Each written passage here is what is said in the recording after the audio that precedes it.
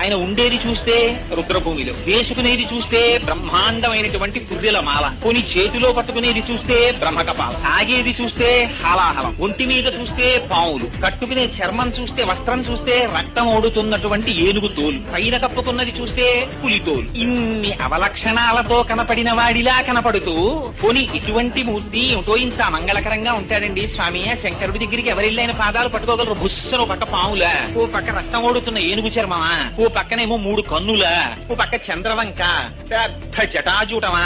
ఏమందం ఉందండి శంకరుడికి. అదే మా స్వామి శ్రీ మహావిష్ణువు.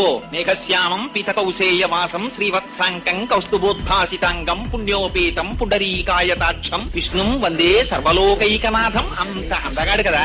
ఏమిటండి శివుడు ఎందుకు ఇలా ఉంటాడు అనుకుందామంటే చిత్రం ఏమిటో తెలుసా అండి. ఆ శంకరుడి అందం చూసి ముచ్చట పడిపోయి పూజ చేసిన వాడు మొట్టమొదటి అసలు శ్రీ మహావిష్ణువు. ఎంత పూజ చేశాడంటే ఆయన సామాన్యమైన పూజ కాదు. కాళహస్తీశ్వర శతకంలో దూర్చటి దిప్పి పొడిచాడు. ఇవన్నీ ఏనుగుతోలు దుప్పటము బువ్వా కాలకూటంబు చేగిన్నే బ్రహ్మకపాలముగ్రమగు భోగే కంఠహారంబు నిన్నీలాగున నుండియుం తెలిసియుం నీపాద మూలంబునం చేర్చం నారాయణుడెట్లు మానసమునం శ్రీకాళహస్తీశ్వర. ఏమిటో స్వామి నువ్వు చూస్తే ఈ ఏనుగుతోలు కప్పుకుని బ్రహ్మకపాలం పట్టుకుని హలాహలం తాగుతూ ఇలా ఉన్నట్టుంటావు. అంత అంతగాడిగా కనపడే శ్రీ మహావిష్ణువు చూస్తే నీ పాదాల దగ్గర కూర్చుని ఇంత పూజ చేసి నీలో సగభాగాన్ని పొందాడు. పార్వతీదేవి కన్నా కూడా ముందు పరమశివుడిలో ఉన్నటువంటి సగభాగాన్ని పొందినటువంటి వాడు శ్రీమన్నారాయణుడు. అందుకనే హరిహరమూర్తి అని ఒక మూర్తి.